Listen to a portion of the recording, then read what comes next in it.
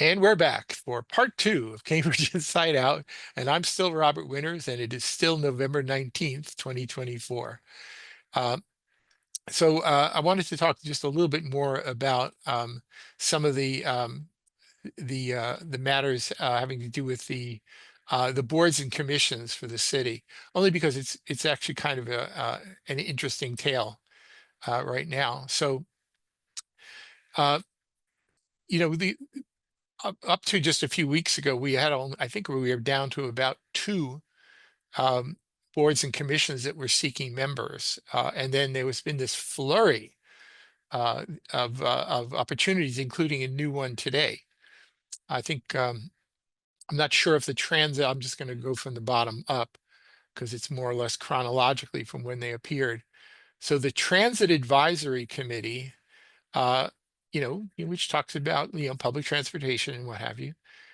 They were seeking members, and I don't know if it's still open. It was last time I looked, but the deadline had actually passed a month ago. But sometimes they just leave it open anyway, and they still are getting applicants because I haven't seen any appointments made. So maybe they're still looking for people who are interested in public transit. The the kiosk, the where Out of Town News was in Harvard Square. They have a Cambridge Kiosk Advisory Committee, which I think they've chosen a vendor to help operate it. Forget the name of this group who did it. They were there temporarily in the past, but I think they are sincerely looking for some public input, and that would be funneled through the Cambridge Kiosk Advisory Committee about how to best make use of this resource, which is the kiosk, which is no longer a newsstand. I think when they finish redoing the plaza, it'll be sort of an empty space that can be used for a variety of things. I'll be perfectly honest and say that I've always said that they should have one wall of that on the exterior for the warmer weather months be a screen where you could actually watch baseball games and with just some movable chairs. And if it was really up to me, I'd have them selling hot dogs there, but there's the upper crusties from 02138 would probably love to have violin concertos and art exhibits and all of that stuff. But personally, I'll take baseball and hot dogs. But that's me. So I probably wouldn't get appointed to the kiosk advisory committee because I'm clearly unworthy. Um, a couple of really big ones. One is the Board of Zoning Appeals. And, I think most people more or less know what their scope of services is. By the way, there's much more detailed up on the website. If you click on this thing, there's um, much more detailed descriptions for each of these, but I'm just sort of giving the superficial version of it. So, zoning laws are meant to be rough guidelines for how things are supposed to be, but there are always going to be exceptions and there are always going to be hardships. And it is the job of the Board of Zoning Appeals to basically adjudicate applications for variances for doing that. So anyway, so they're seeking members. I don't know how many vacancies they have, whether it's one or several, but it's kind of a big deal. I do know that one person who was leaving was heavily associated with a Better Cambridge group, and so much so that he even was the moderator of a candidate forum during the municipal election last year. So much for objectivity there. Anyway, I hope that the Board of Zoning Appeals can be neutral and not associated with a particular political constituency. I think it's a growing problem right now. Similarly, the Planning Board, which seems, the city council seems to be with every proposal wanting to take away more authority from the planning board and just allow everything as of right. Certainly during uh, the promotion of the affordable housing overlay, they pretty much turned the planning board, which had regulatory authority over many things, and they turned them into barely an advisory board to the Affordable Housing Trust, where absolutely nothing they would say would be binding. So the current proposal for supersizing zoning and quadrupling heights and or really at least tripling heights and density in all residential zones I believe that the role of the planning board will also be minimized because God forbid we should actually let the public and the public's representatives actually have any say in anything because, don't you know, those are just those evil neighborhood defenders that must be stopped from defending their neighborhoods and such. There's also positions for the Public Art Commission. I don't know a whole lot about exactly what they do, but I do remember we had to go in front of them some years ago when the Irish Famine Memorial was proposed for the Cambridge Common. You know, but they deal with public art and various ones. There's Cambridge Historical. Actually, a lot of the other ones are related to the Historical Commission. So Cambridge Historical Commission itself is seeking members, um, and and um, and they have monthly meetings. Related to that are the neighborhood conservation districts, which I think were created maybe back in the 70s or 80s, which don't have, they're not super powerful, but they basically are designed to help shape some development proposals by meeting with people who are planning to do certain things and helping guide them. They have, I think they can delay things briefly, but not very much. But anyway, so my neighborhood, Mid-Cambridge Neighborhood Conservation District Commission is seeking members. Half Crown Marsh Neighborhood Conservation District Commission seeking members, and also the Avon Hill Neighborhood Conservation District Commission. I'm sure if you're, with the group A Better Cambridge, you'd probably be advocating um, uh, disbanding all of these neighborhood conservation district commissions because they consist of residents and therefore they are the enemy. One that came out today, which was a very great concern to me, was the Broadway Safety Improvement Project Working Group. Right, all of these have deadlines, and I think I'll just sort of step aside to speak to that more directly. So, the Cycling Safety Ordinance is sort of the law of the land. I was anticipating some amendments to that when Joan Pickett was still with us, but Joan Pickett died, and Kathy Zusi has taken her place, and I think Kathy will respect some of the similar positions to Joan in some respects, but maybe not all respects. It had been my understanding that the role of Broadway in the Cambridge Cycling Safety Ordinance might actually be taken off the list of roads to be given the full treatment, or at least, be made a little bit more of a moderate approach. But the word came out today that they're seeking members, and it was hinted at City Council meeting last night as well, that they're seeking, I think it's 15 members to serve on a Broadway cycling safety improvement, but that's just code word for bike lanes. And in the announcement, they come flat out and say that 3/4 of all the parking along Broadway are going to be gone. And and bicycles will be pushed up to the curb, and you know but where my block is, there's school buses park on the other side of the street, so that ain't going to change. So on my side of the street, it means all the parking is going to go away. And not only the parking, but there are times I just had work done on my building and they had to pull trucks up to bring materials and workers and staging and doing all this stuff here.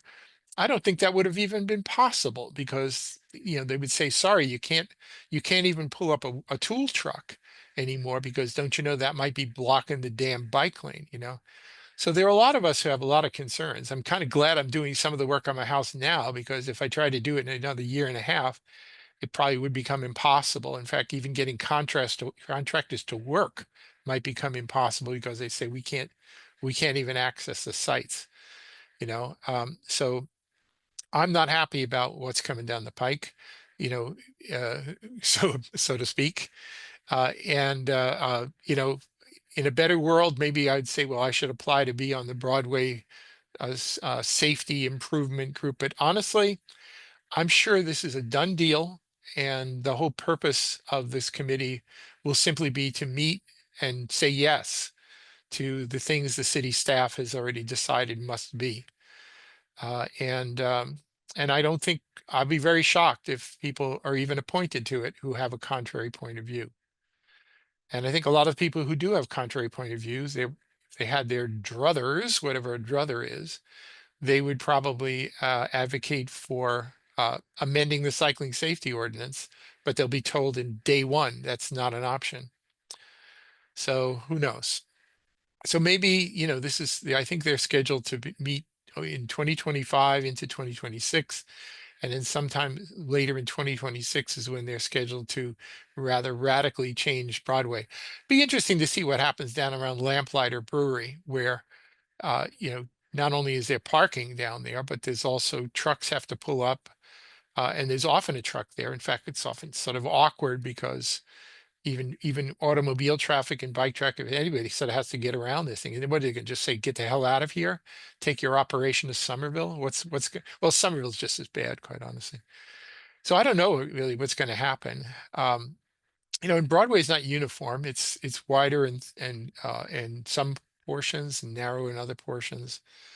And I don't think anybody's really interested in doing anything right. They're just wanting to do it the one way because, we don't want to listen to people, and that's it. So maybe this becomes a political issue. Maybe people in mid-Cambridge, will raise the red flag and start, you know, raising hell politically for the municipal elections next year.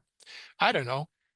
On the other hand, I'm sure there are plenty of people who are gung-ho in favor of the bike lanes too, and some of whom may actually live in Cambridge, many of whom live in Somerville, but I think most of those are the people who are taking the bike lanes along Hampshire Street. I will say, having lived on this street for 46 years, 46 and a half years, Broadway has never been a particularly heavily bike traveled street. Yes, they're there, but not in very large numbers. So, and I'm sure people will say, if you build it, they will come, right? And I'm sure there's some who are of the belief that, if you put in the bike facilities, that next thing you know, Broadway is going to be nothing but. But, has anybody ever explored the notions about turning places like Harvard Street, which is much more low volume, into a more of a bike thoroughfare? Not bike exclusive, but sort of a bicycle priority road? No. Come Central Square, when they'll be coming for Central Square soon as well. What kind of treatment is Central Square going to get in terms of the bicycle facilities?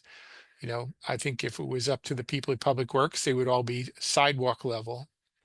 You know, will they consider doing anything like that on Broadway, even though I'm sure it's more expensive? So far in the advertisement, it didn't suggest it. They basically already told you it's going to be flex posts. So quick build, as they say. Whereas, there are places, just like there was up in North Mass Ave, where there are actually very wide sidewalks. If you compromise some of the sidewalks by moving the curbs back a bit, but then that might affect some of the trees that exist on some of those streets. But then maybe you would be able to still accommodate some of the parking. But I don't think they care. And I don't think our traffic and parking department cares. And I don't think our Department of Environmental Planning, et cetera, cares. And honestly, I'm not so sure that most of our city councilors care anymore.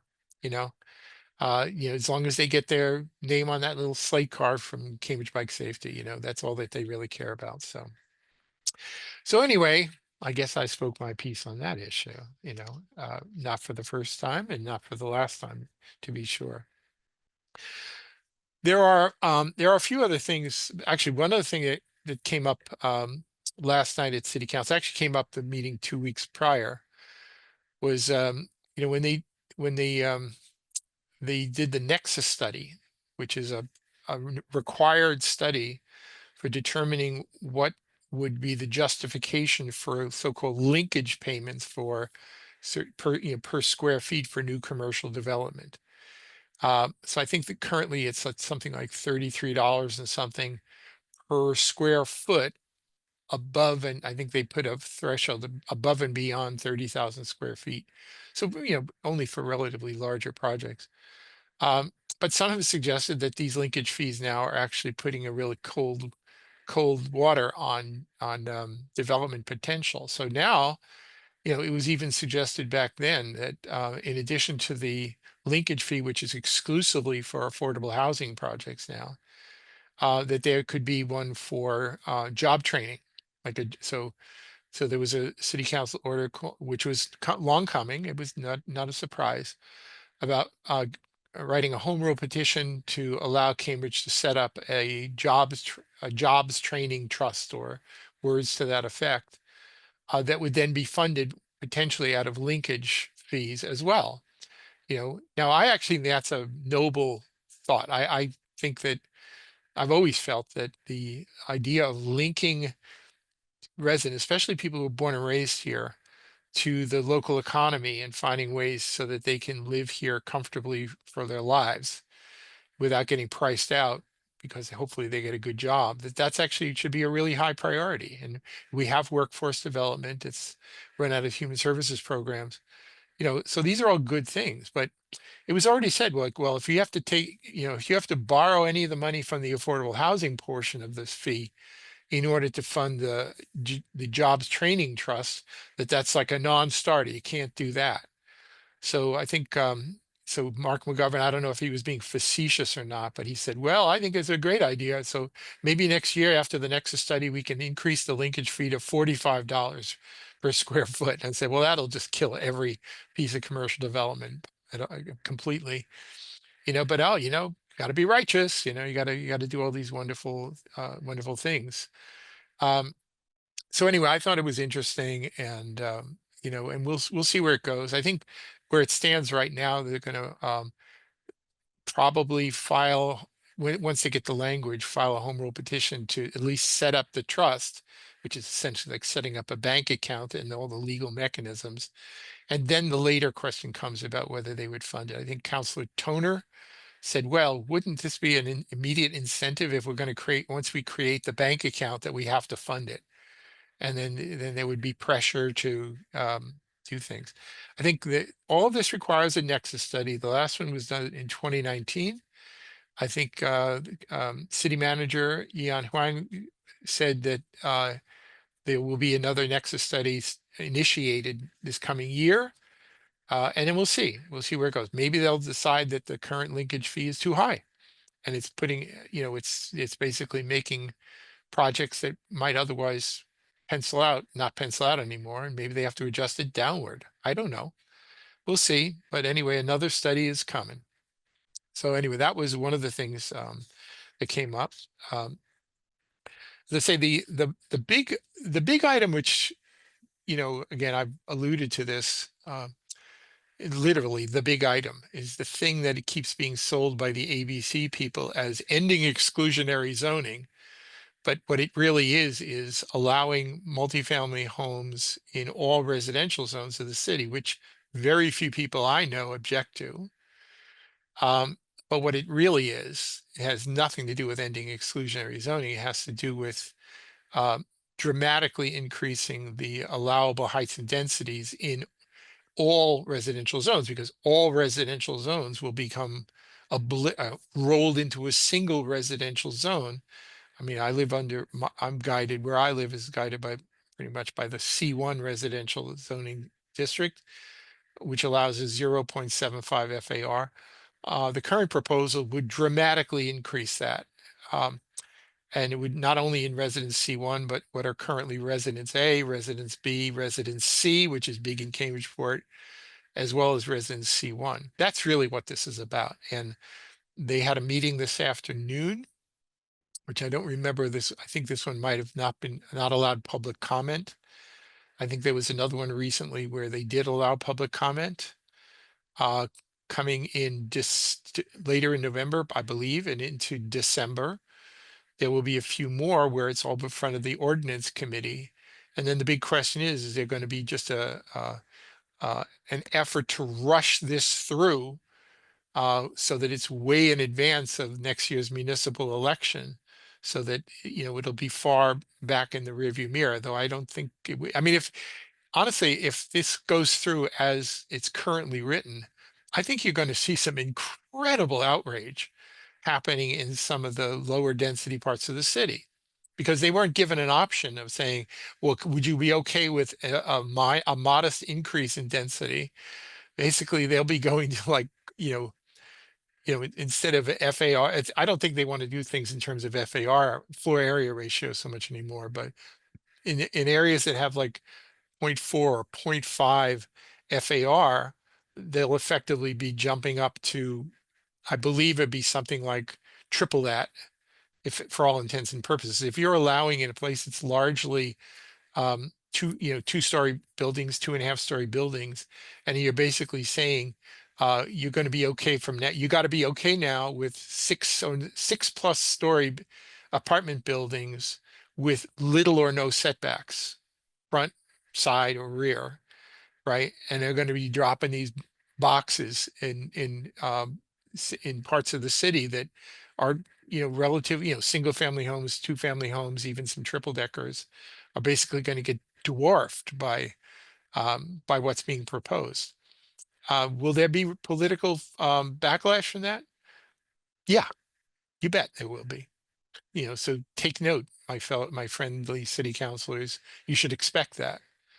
Um, you know, so anyway, that's a coming. Now, what'll happen? I don't know. Maybe this will be one of those cases where they push it to the limit and then refile it because they couldn't get enough support for it, or they were worried about the political fallout. Who knows? Or, and I think I mentioned this a couple of weeks ago, there are other alternatives being proposed, which will say, okay, let's leave those quiet little suburban-like type of blocks alone because we don't want them to get all up in arms. And we'll just allow even double that or more along the so-called corridors, like Broadway, where I live, and whatever. In other words, in order to minimize the political fallout in some of the more modest residential zones, they're going to just slam those of us who live along some of the things that are sometimes called corridors and sometimes not called corridors. During Envision Cambridge, Broadway was not listed as a corridor. But when the affordable housing overlay came in, miraculously it showed up.